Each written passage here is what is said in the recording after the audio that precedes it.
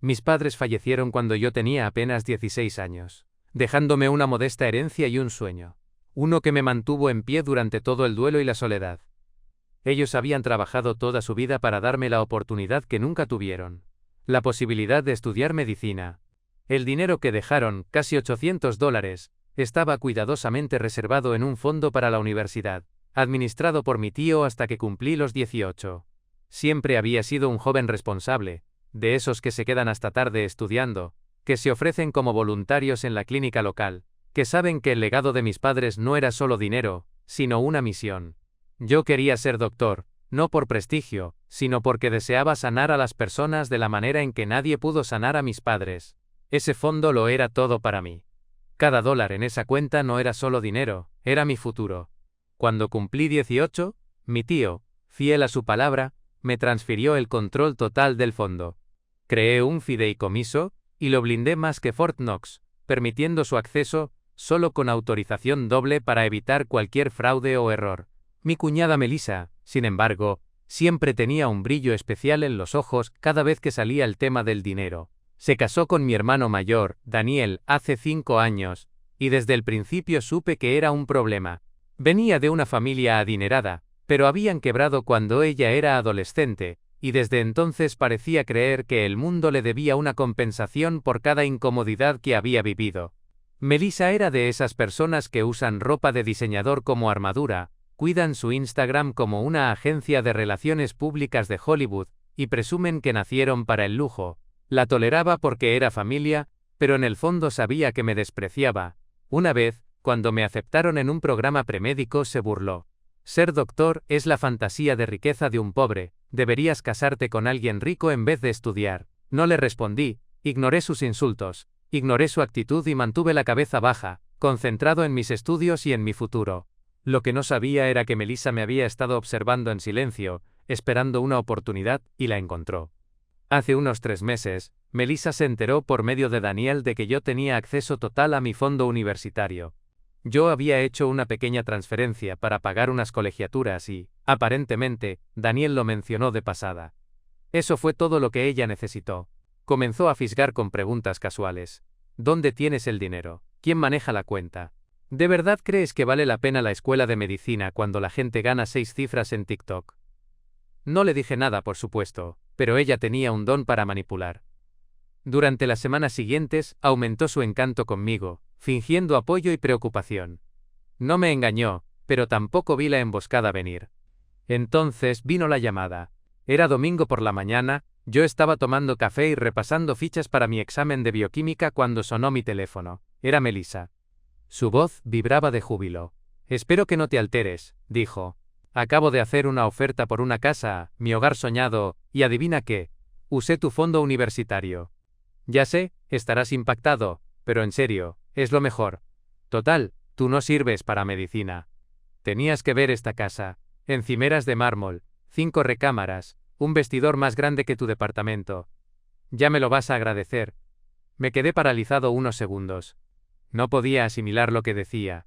¿Mi fondo? ¿Cómo? Revisé mi aplicación bancaria con el corazón a 1000, la respiración entrecortada. La cuenta estaba intacta. Los $800 seguían ahí. Fue entonces cuando caí en la cuenta. Melissa había intentado robarlo, pero no sabía que yo ya había movido todo el dinero unos días antes a un fideicomiso separado, inaccesible sin autorización biométrica. Lo hice casi al azar, porque me sentí inquieto tras un intento de phishing en mi campus. Moví el dinero a una cuenta mucho más segura en un banco de inversiones.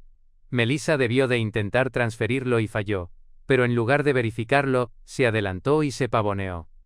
Me hice el tonto en la llamada, le pedí detalles. Dijo que ya había firmado los papeles y pagado el depósito, pensando que era mi fondo. Mi teoría: falsificó documentos, quizá manipuló a Daniel para que le diera acceso, e intentó enviar el dinero directamente al vendedor, pero la transferencia no se concretó, y ahora había un desastre. Colgué sin decir mucho, dejándola en su delirio, mientras yo me ponía a trabajar. Indagué y descubrí todo. Melissa no solo había intentado falsificar mi firma, sino que también me había suplantado con una cuenta de correo falsificada con mi nombre. Incluso contactó a mi banco, fingiendo ser yo, para autorizar la transferencia. Fue torpe. Todo era rastreable. Recopilé la evidencia con cuidado y meticulosamente, y contacté a un abogado. Empezamos a preparar una respuesta, pero eso no fue todo, verás. Melissa tenía un secreto, uno grande. Años antes de casarse con mi hermano, estuvo involucrada en un atropellamiento con fuga. Nunca fue acusada porque el caso se enfrió, pero se lo confesó a alguien, su ex mejor amiga, Tara. Se distanciaron años después, y recordé que Tara me había insinuado una vez que Melissa no era la persona que todos creían. Me acerqué a Tara con la excusa de necesitar información para asuntos legales. Resultó que Tara aún tenía el vídeo de la cámara del tablero. Melissa se lo envió accidentalmente mientras presumía de que se había librado. Así que ahora tenía ese vídeo en mi poder. No solo había intentado cometer fraude financiero, sino que cargaba un pasado criminal que podía destruirle la vida. Aún así, no actué de inmediato. Quería que ella se diera cuenta de lo que había hecho. Quería que sintiera cómo se cerraban las paredes a su alrededor. 2 días después Melissa volvió a llamar. Esta vez estaba desesperada. La venta de la casa había fracasado. El banco congeló la operación y el vendedor amenazaba con emprender acciones legales porque el depósito no había sido cubierto. Daniel estaba furioso. Al parecer, ella le había asegurado que el dinero era un regalo del patrimonio de mis padres, y ahora exigía explicaciones. Melissa, aferrada a una esperanza vana, me suplicó que liberara el dinero. Entonces, le dije que lo sabía todo, que los 800,000 estaban a salvo, que su intento de robarme había fallado, que tenía pruebas para enterrarla por fraude, robo de identidad y más.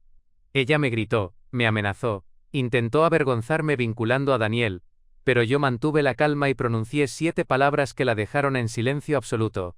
Sé lo del atropellamiento. La línea se quedó muda, y fue entonces cuando todo empezó a desmoronarse. En cuanto pronuncié esas 7 palabras, imaginé el color abandonando su rostro, el pánico al darse cuenta de la magnitud de su situación. Ya no era solo una operación inmobiliaria fallida, era algo mucho más grave. Tenía la pala yo, y ella acababa de cavar su propia tumba. Durante los días siguientes, reinó el silencio.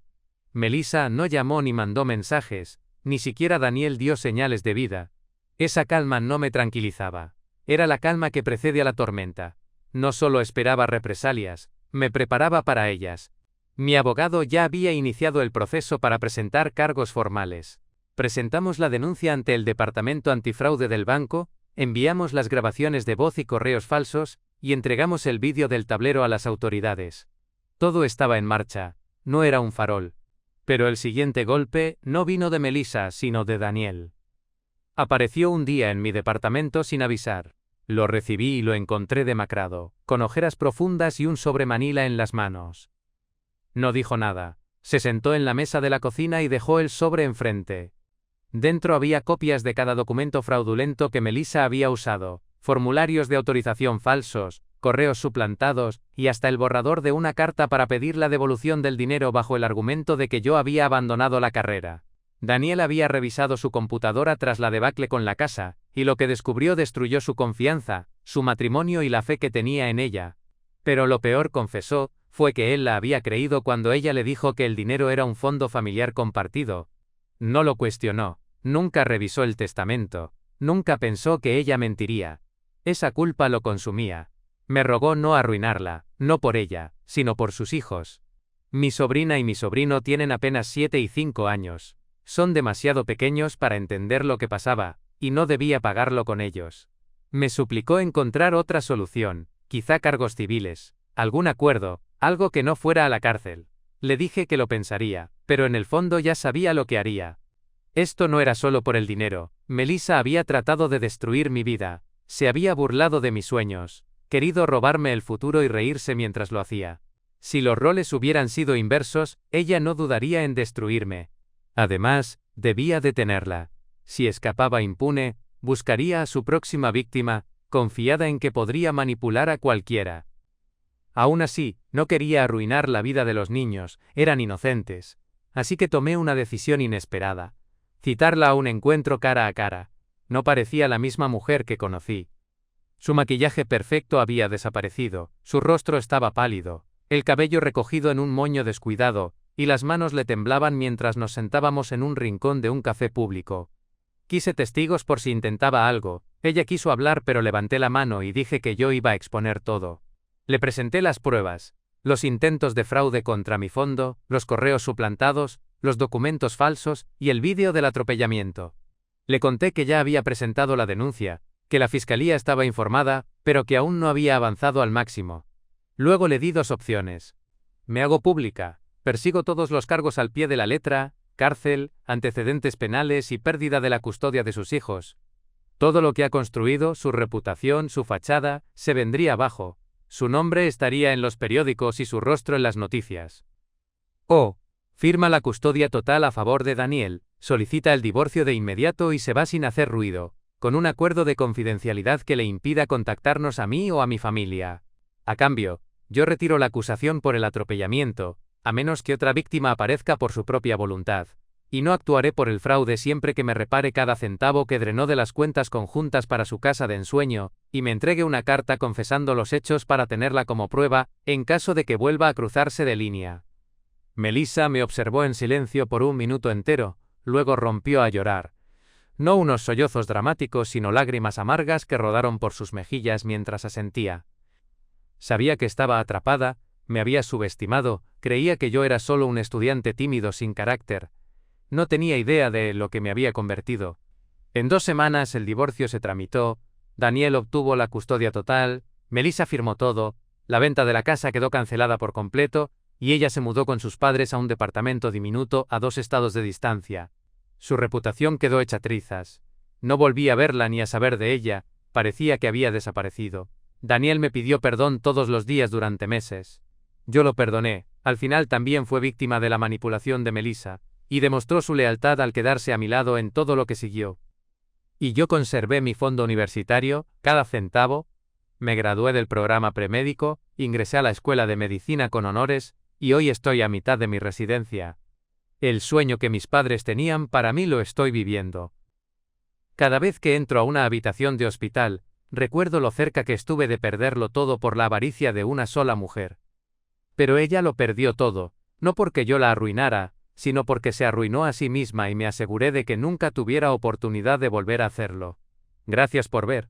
Si te gustó este vídeo, no olvides darle like, comentar y suscribirte para más historias increíbles. Activa la campanita de notificaciones para no perderte ninguna actualización. Nos encanta leer tus comentarios, así que comparte tus pensamientos abajo. Nos vemos la próxima vez. Cuídate. Visita el canal Historias del Alma MX para ver la historia completa.